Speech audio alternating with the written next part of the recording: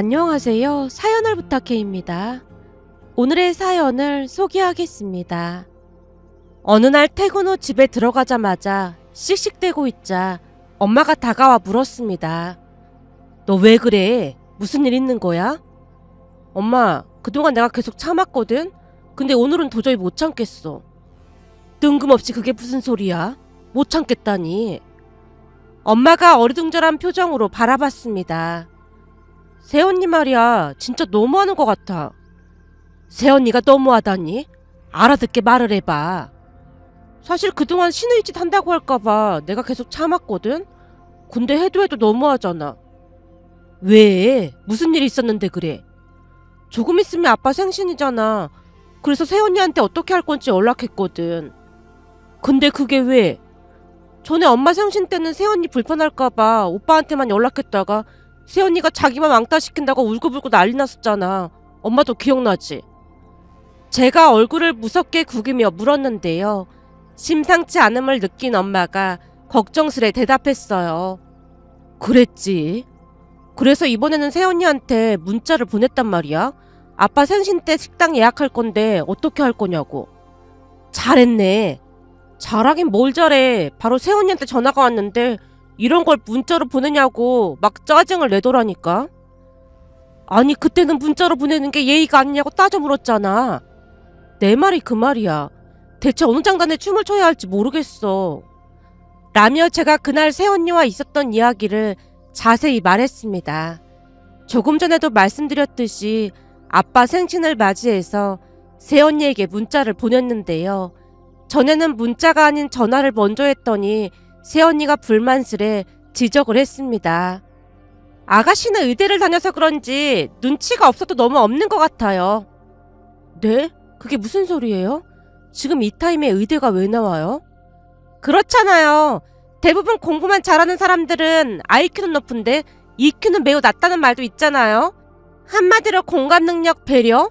이런 게 현저히 떨어진다는 증거 아니겠어요? 근데 그이 말 들어보니까 그이는 의대를 한 번에 갔지만 아가씨는 3수나 했다면서요? 그럼 IQ도 좋은 편은 아닌 것 같은데 참 이상하네요. 라며 새언니가 신랄하게 비판을 했습니다. 하지만 제 행동이 그렇게 비판받을 일인지 이해를 할 수가 없었어요. 새언니 말처럼 3수를 하긴 했지만 학교를 다닐 때도 성적이 항상 우수한 편이었습니다. 다만 의대를 가는 일은 쉬운 일이 아니었는데요. 특히나 원하는 대학 의대를 가기 위해서 3수까지 했거든요. 그런데 새언니는 틈만 나면 그 부분을 한껏 비웃었습니다. 그런 새언니에게 따져 물을 수도 있었지만 새언니는 지방 국립대학을 졸업했기에 굳이 학벌 이야기를 꺼내고 싶지는 않았습니다. 그래봤자 똑같은 사람이 될 것 같기도 했고 무엇보다도 혹시나 저로 인해 오빠와 말다툼이라도 할까 싶어 걱정이 됐거든요. 그때 당시 새언니가 제게 문자가 아닌 전화로 물어본 것에 대해 신랄하게 비판을 했기에 아빠 생신을 앞두고 문자를 먼저 보냈는데요. 사실 오빠와 상의를 하고 싶은 마음이 굴뚝 같았지만 또다시 문제를 삼을까 싶어 제 딴에는 신중하게 문자를 보냈던 건데 이번에는 문자를 보냈다고 다시 시비를 걸어왔습니다. 아가씨, 그냥 전화로 하면 되는 거지 굳이 문자를 보내고 그래요? 그때 언니가 전화부터 하는 건 예의 없는 거라고 해서 문자부터 보냈죠. 이래서 아가씨가 참 눈치 없다고 하는 거예요. 그때는 바빠서 그런 거고 오늘은 한가하잖아요. 라며 다시 시비를 걸고 있었는데요. 새언니의 행동은 보통 사람의 상식으로는 도저히 이해할 수 없는 것들이었습니다. 평소 제 성격은 불합리한 것을 다 짚고 넘어가는 성격이었지만 오빠와 새언니 싸움에 시발점이 되고 싶진 않았기에 역시나 이를 악물고 참아 넘겼습니다. 아, 네, 죄송해요. 제 생각이 짧았네요. 그쵸? 아가씨는 좀 깊게 생각할 필요가 있어요. 새언니가 키득키득 웃는 소리가 들려왔는데요. 순간 오빠라는 인간을 이해할 수가 없다는 생각과 함께 머릿속이 복잡하기만 했습니다. 제가 잠시 전화기를 들고만 있자 새언니가 다시 말을 꺼냈습니다. 그건 그렇고 왜 전화했다고 했죠? 조금 있으면 아빠 생신이잖아요. 아가씨는 나이가 몇 살인데 아빠라고 하는 거예요? 그 나이 먹었으면 아버지라고 해야죠. 네. 아버지 생신이잖아요. 어떻게 할지 물어보려고 전화했어요. 설마 저한테 생신상을 차리라는 거예요? 새언니가 화들짝 놀라며 소리치는 모습에 제가 급히 대답했습니다. 아니요, 그런 게 아니라 식당을 미리 예약해야 하잖아요. 그래서 상의 드리려고 연락드렸어요. 그때쯤 이미 기가 막혀 미칠 지경이었기에 제가 메마른 목소리로 겨우 말을 꺼냈는데요. 새언니가 귀찮다는 듯 대꾸했습니다. 그건 그이랑 상의하면 되잖아요. 저는 바빠서 이만 전화 끊을게요. 아가씨 이러는 거 신의짓인 거 아세요? 요즘 이런 식으로 신의짓 하면 큰일 나요. 라는 말을 끝으로 전화를 끊는 게 아니겠어요. 그랬으니 제 입장에서는 분을 삭히지 못하고 팔딱거릴 수밖에요. 결국 제가 미친 사람 마냥 허공에 대고 외객 소리치고 있자 엄마도 덩달아 목소리를 높였습니다. 그러게 말이야. 어디서 데리고 와도 그런 정신나간 것을 데리고 올 수가 있어 그래. 이건 며느리가 아니라 상전이네 상전이야. 내 말이 그 말이야. 대체 우리가 왜 새언니 눈치를 보면서 살아야 해? 그냥 영 끊고 살자고 해. 불편해서 살 수가 없어. 누굴 탓하겠니? 모질이 네 오빠가 문제인 거지. 내가 보니 공부만 잘한다고 능사가 아니야. 세상 물정을 하나도 모르니까 어디서 저런 인간을 데리고 온 거지. 그때 임신만 아니었으면 절대 결혼 안 시키는 건데. 라며 엄마가 나라 잃은 표정으로 차마 말을 잇지 못했습니다. 그런 엄마 말이 틀린 말이 아니었는데요.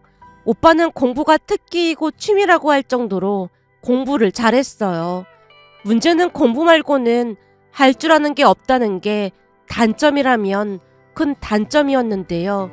그런 오빠는 명문 의대에 합격을 했고 의대에 가서도 내내 공부만 했습니다. 그러던 중 우연히 한 모임에 갔다가 지금의 새언니를 만났다고 하는데 결혼하기 전에는 마치 현모양처 마냥 새언니가 그렇게나 잘했다네요. 평소 모임도 잘 나가지 않던 오빠가 그 모임에 왜 나갔던 것인지 아직도 아리송할 뿐입니다. 암튼 오빠 말로는 간도 쓸개도 다 빼줄 것 같이 잘했다고 하니 공부만 하던 오빠가 순식간에 새언니에게 빠져들었던 것 같았어요. 새언니가 키도 크고 얼굴도 많이 예쁜 편이었기에 충분히 그럴 수도 있겠다 싶긴 했습니다. 그러던 어느 날은 집에 온 오빠가 힘겹게 말을 꺼냈어요. 엄마 아버지 저 결혼해야 할 것 같아요. 뜬금없이 그게 무슨 소리야? 전문의 면허 취득하면 그때 결혼하던지 해야지. 갑자기 결혼이라니. 그리고 만난 지 얼마나 됐다고 결혼을 해. 결혼이라는 게 일륜지 대사인데 고작 몇 달 만나보고 결혼을 한다고 할 수가 있어. 엄마가 말도 안 된다는 듯이 딱 잘라서 말을 했는데요.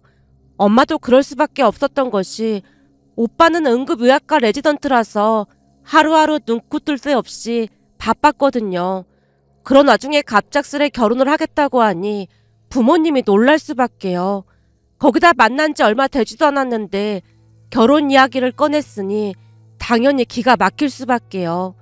하지만 곧 오빠 입에서 충격적인 말이 터져나왔습니다. 저기 그게 준이가 지금 홀몸이 아니라 빨리 결혼해야 해요. 뭐? 홀몸이 아니라니? 그게 무슨 소리야? 설마 임신이라도 했단 말이야? 순간 엄마 눈동자가 미세하게 떨리고 있었는데요. 큰 충격을 받은 듯 해보였기에 제가 조용히 물었어요. 엄마, 혈압도 높은데 괜찮은 거야? 지금 혈압이 중요한 게 아니잖아. 그럼 진짜 임신이라도 했단 말이야? 엄마가 오빠에게 다시 따져 묻자 오빠가 눈치를 보며 힘겹게 고개를 끄덕였습니다. 충격적인 소식에 엄마가 뒷목을 잡았는데요. 사실 둘이 사귀는 동안 집에 2번 정도 놀러 왔었지만 엄마가 탐탁지 않아 했습니다. 물론 새언니가 부모님께 애교도 부리고 잘했지만 그때쯤 엄마는 단박에 새언니의 정체를 알고 있었던 것 같았어요. 그랬으니 그날 오빠 입에서 임신이라는 말이 나오자마자 엄마가 뒷목을 잡을 수밖에요. 결국 얼마 뒤 오빠와 새언니는 결혼 날짜를 잡았는데요. 결혼을 앞두고 오빠가 다시 충격적인 말을 꺼냈습니다. 저기 그게 스트레스를 많이 받다 보니까 유산됐다고 하더라고요. 뭐? 유산이라니? 준이가 집에서도 엄청 혼나고 그랬거든요. 그러다 보니까 스트레스를 많이 받았나 봐요. 그래서 지금 병원에 있는 거야? 그럼 병문안이라도 가게 병원 주소 불러봐. 라는 엄마 말에 오빠가 손사래를 쳤습니다. 가뜩이나 스트레스 받아서 유산된 건데 엄마는 그냥 모른 척 해주세요. 병원에 오래 있지도 않을 거라서 집에서 몸조리 하겠다고 하더라고요. 그래도 병문안은 가봐야 예의인 거지.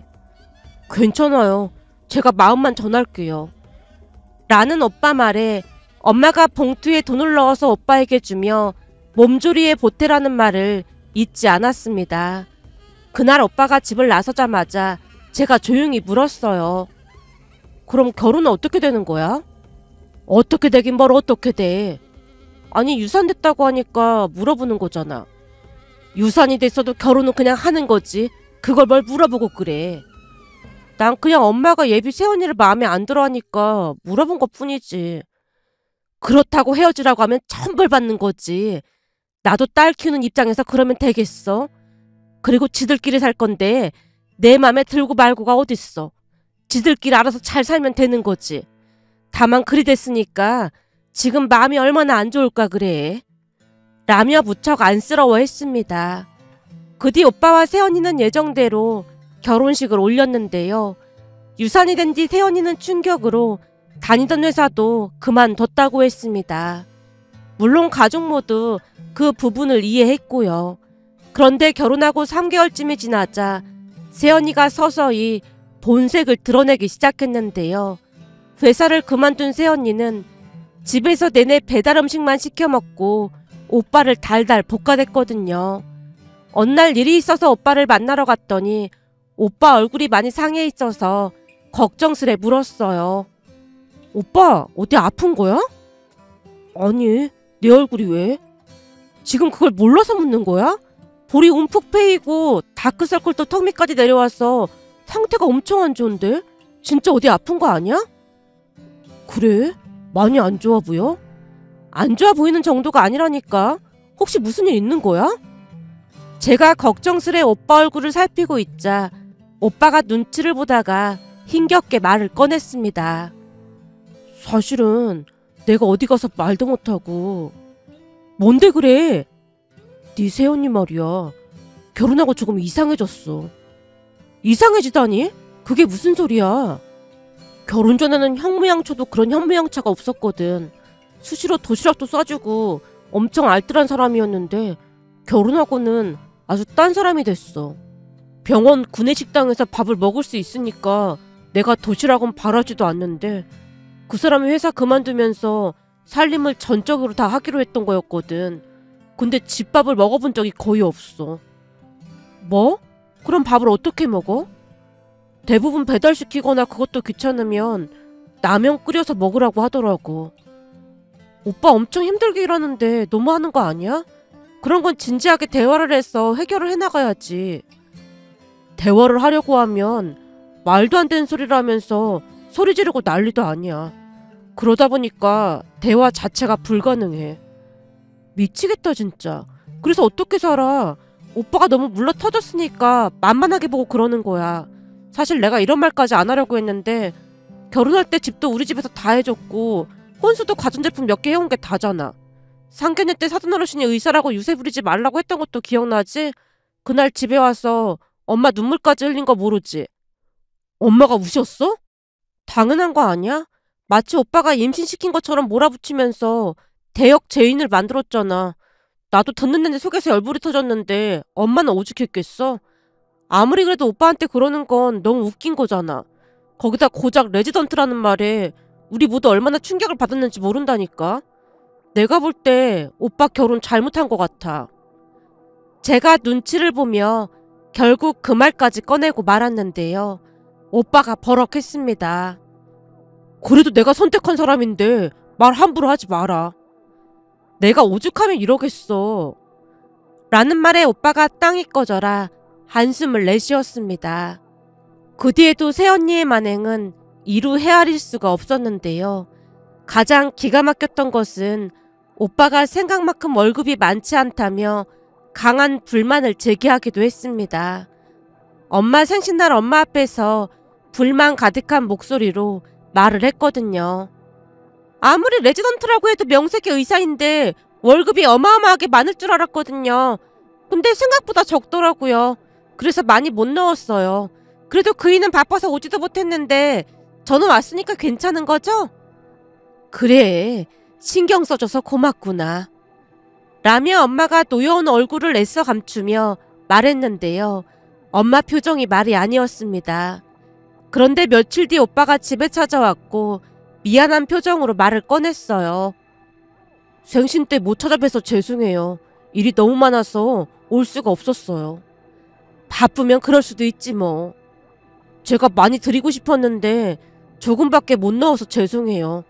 100만 원 정도는 드렸어야 했는데 요즘 들어 돈이 빠듯해서 50만 원밖에 못 드렸어요. 오빠가 머뭇거리며 힘겹게 말을 꺼냈는데요. 제가 놀라서 물었습니다. 그게 무슨 소리야?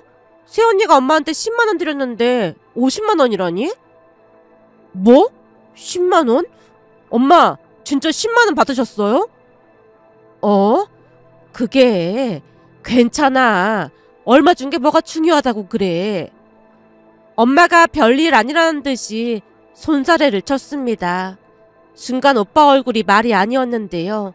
돈을 전달하는 과정에서 일이 일어났음을 직감할 수 있었습니다.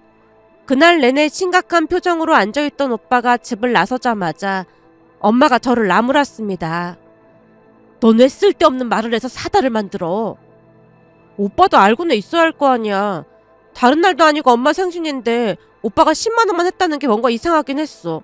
내가 딱 보니까 새언니가 중간에서 돈을 빼돌린 것 같네. 집에 가서 둘이 싸우는 거 아닌지 모르겠다.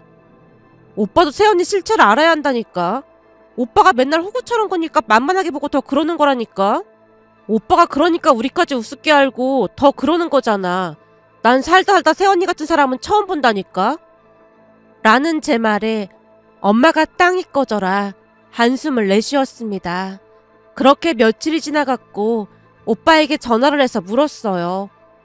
새언니한테 물어봤어? 물어봤는데 막 짜증만 내더라고.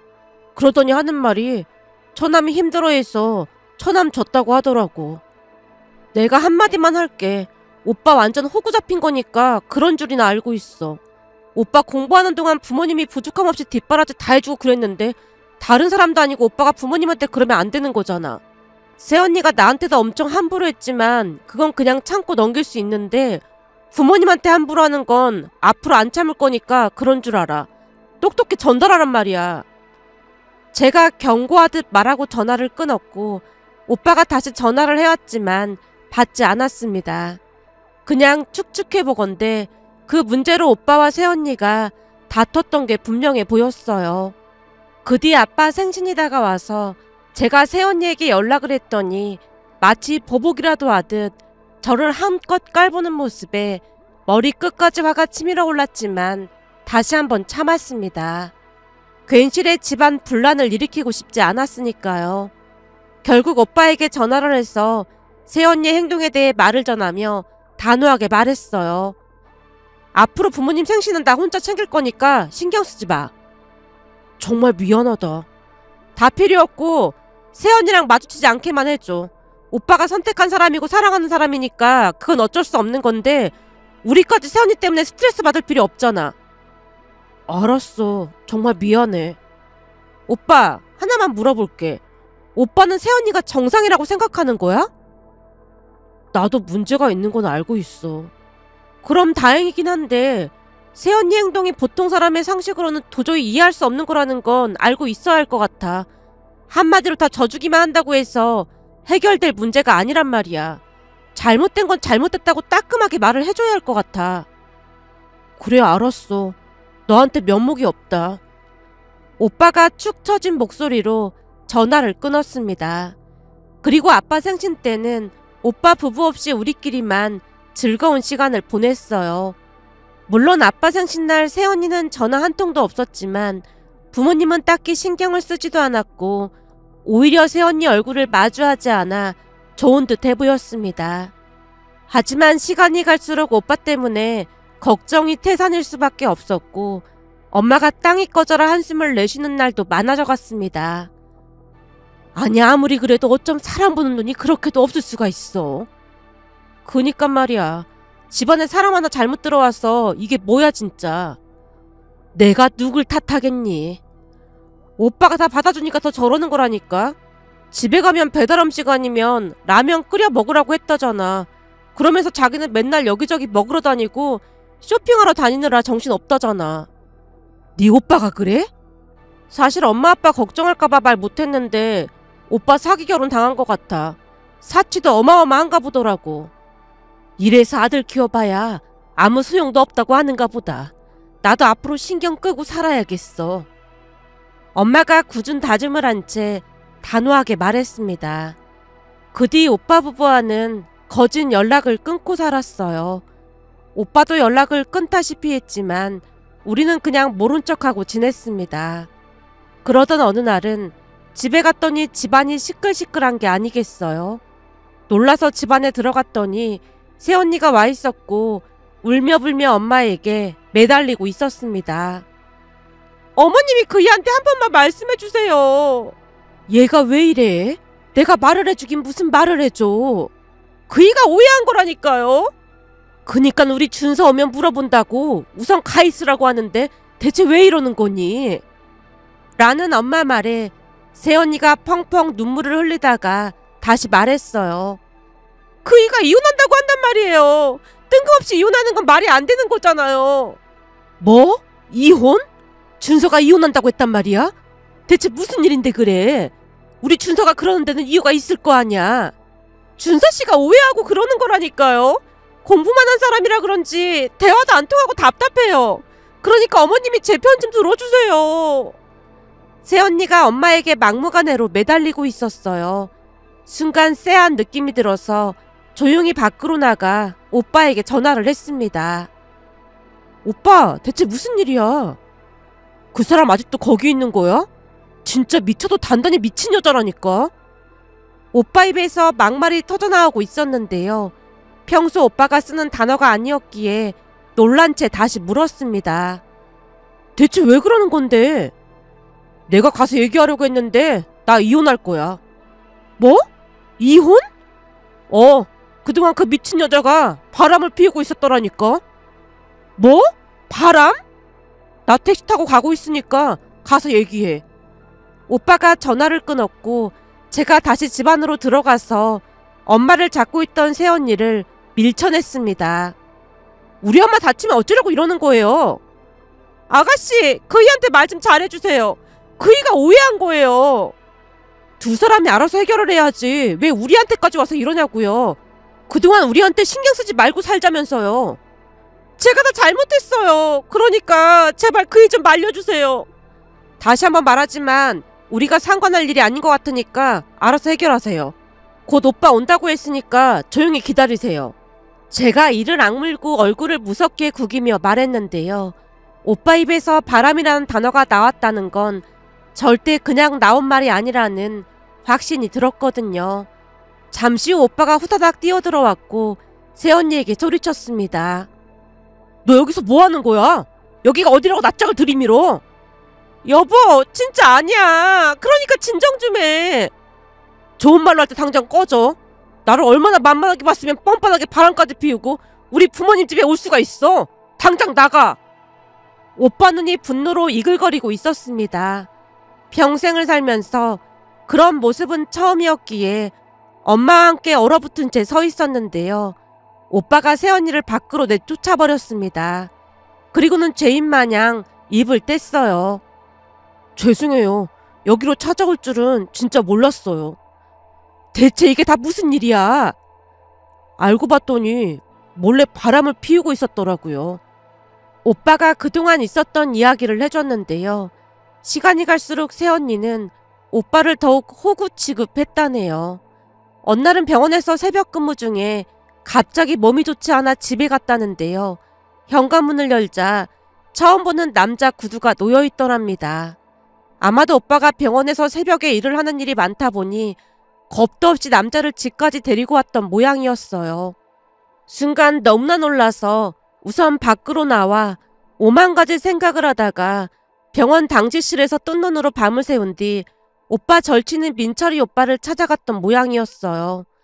민철이 오빠는 고등학교 동창인데 운동을 하던 사람으로 체육관을 운영하고 있습니다. 전혀 다른 성향의 두 사람은 둘도 없는 친구 사이였어요. 그랬으니 민철이 오빠와 상의를 했고 민철이 오빠가 분노한 채 바로 흥신소를 찾아보고 새언니 미행을 시켰다고 하네요. 그러면서 새언니의 만행이 만천하에 드러났다는데 결혼 전 만나던 남자와 지금껏 만나왔다고 했습니다.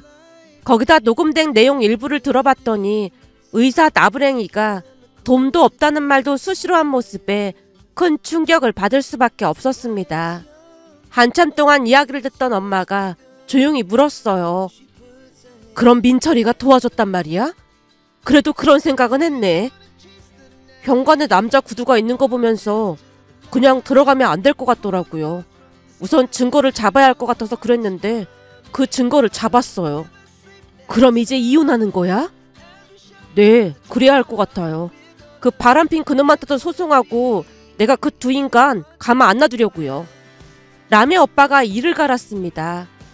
새언니가 이혼을 못하겠다며 난리를 쳤지만 명확한 증거 앞에 방법이 없었던 모양인지 결국 둘은 이혼을 하기로 했습니다. 그런데 얼마 뒤 오빠가 찾아와 또다시 기가 막힌 말을 꺼냈어요. 바람 피느라 진짜 바빴나 보더라고요. 뭐? 그게 무슨 소리야? 제가 바빠서 혼인신고하라고 도장이랑 신분증까지 다 줬는데 아직 혼인신고도 안 돼 있더라고요. 뭐? 진짜 혼인신고가 안 돼 있었단 말이야? 그랬더라고요. 어디다 처박아두고는 내내 바람피러 다닌 거죠 뭐. 라는 말에 부모님의 입을 다물지 못했습니다. 결국 새언니는 빈손으로 집에서 쫓겨나듯 나가야만 했습니다. 그런데 오빠는 오히려 마음이 많이 편해 보였다고 해야 할까요? 하지만 한동안 여자라면 치를 떨 정도였으니 얼마나 마음고생이 심했을지 짐작이 되고도 남았습니다. 그 사건이 벌써 3년 전에 일어난 일인데요. 며칠 전 오빠가 같은 병원 의사라면서 예비 새언니를 데리고 왔고 예비 새언니가 집을 나서자마자 엄마가 말했어요. 딱 보니 참 바르게 잘 큰 것 같다. 그치? 내가 보기에도 그래 보이는 것 같아. 근데 전에 걔 얘기는 했는지 모르겠다. 그렇잖아도 내가 물어봤더니 얘기했다고 하더라고. 근데 문제 삼거나 그러지 않았나 보네. 예비 새언니 집에서 혼인신고가 되어 있는 것도 아니고 문제될 게 뭐가 있겠냐고 그랬대. 근데 들어보니까 예비 새언니 아버지도 의사라고 하시더라고. 그러다 보니까 평소에 오빠를 좋게 보셨던 모양이야. 다 괜찮다고 결혼 허락하셨대. 그래? 정말 다행이다 다행이야. 라며 엄마 얼굴에 미소가 번지고 있었습니다. 그 모습을 보며 정말 다행이라는 생각이 들면서 사람을, 특히나 결혼할 사람을 만날 때는 신중하고 또 신중해야 함을 깨달았습니다. 그리고 무엇보다도 사람은 겉모습이 아닌 내면이 중요하다는 것을 다시 한번 마음속에 새겨봅니다.